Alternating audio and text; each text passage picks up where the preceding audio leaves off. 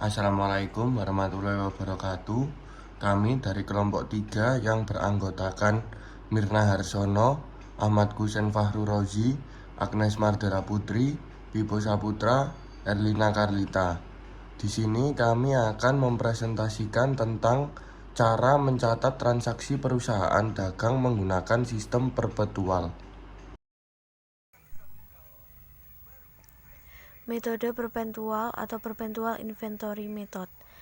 Metode pencatatan persediaan di mana perusahaan akan melakukan pencatatan terhadap transaksi yang berhubungan dengan persediaan secara terus-menerus pada saat transaksi tersebut terjadi. A. Mencatat pembelian. Persediaan ini dapat dilakukan oleh perusahaan baik secara tunai maupun secara kredit. Pada umumnya, transaksi pembelian baru akan dicatat ketika barang sudah diterima oleh pembeli. Setiap transaksi pembelian harus didukung dengan bukti pembayaran jika secara tunai dan didukung dengan faktur pembelian jika secara kredit. Pencatatannya yaitu persediaan barang dagang berada di debit, kas atau hutang dagang berada di kredit. B. Mencatat retur pembelian.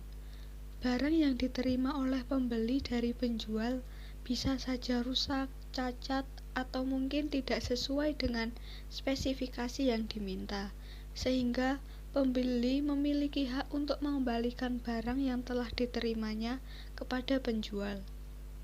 Dan transaksi ini disebut dengan retur pembelian. Jurnal untuk mencatat retur pembelian adalah kas atau hutang dagang berada di debit dan persediaan barang dagang berada di kredit. C. Mencatat biaya angkut pembelian. Dalam metode perpetual tidak mengenal akun biaya angkut pembelian, tapi dalam suatu kasus tertentu biasanya menggunakan akun ini.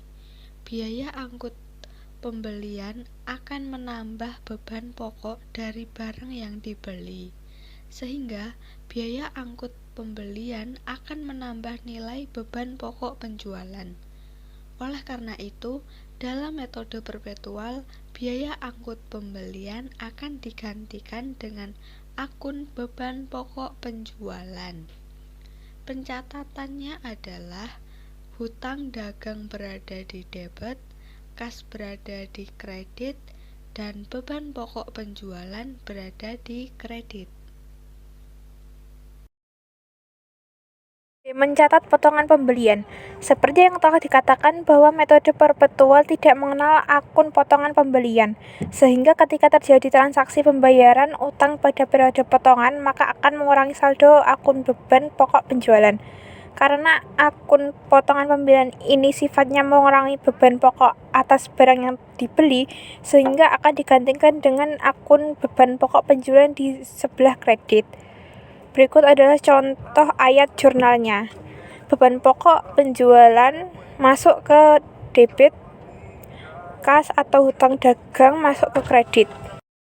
Mencatat penjualan. Terdapat dua ayat jurnal sekaligus yang perlu dibuat oleh penjual untuk mencatat transaksi penjualan dengan metode perpetual, yaitu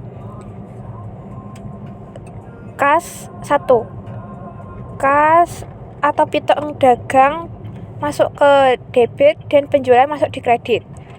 Lalu beban pokok penjualan masuk ke debit dan persediaan barang dagang masuk ke kredit.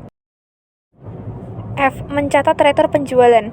Retur penjualan terjadi apabila perusahaan menerima kembali persediaan yang telah dijualnya kepada pembeli dikarenakan adanya kerusakan barang, kecacatan barang yang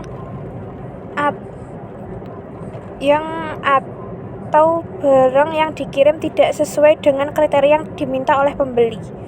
Ayat jurnalnya adalah retur penjualan masuk ke debit, kas atau piutang dagang masuk ke kredit, dan persediaan barang dagang masuk ke debit, serta beban pokok penjualan masuk ke kredit.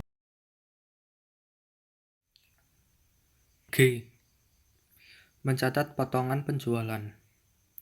Potongan yang diberikan oleh penjual ini disebut dengan potongan penjualan. Sama seperti retur penjualan, potongan penjualan juga termasuk sebagai akun kontra dari akun penjualan. Ayat jurnal yang dibuat penjual saat menerima pelunasan piutang dagang oleh pelanggan disertai potongan penjualan adalah sebagai berikut. Kas di sebelah debit, potongan penjualan di sebelah debit, piutang dagang di sebelah kredit.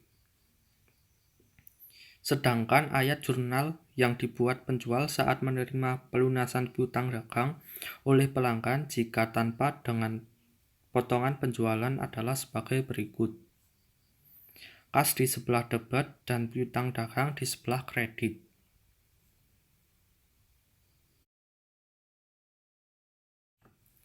H. Mencatat biaya angkut penjualan. Ayat jurnal yang perlu dibuat untuk mencatat transaksi pembayaran biaya angkut penjualan adalah sebagai berikut. Biaya angkut penjualan di sebelah debit, kas atau hutang dagang di sebelah kredit.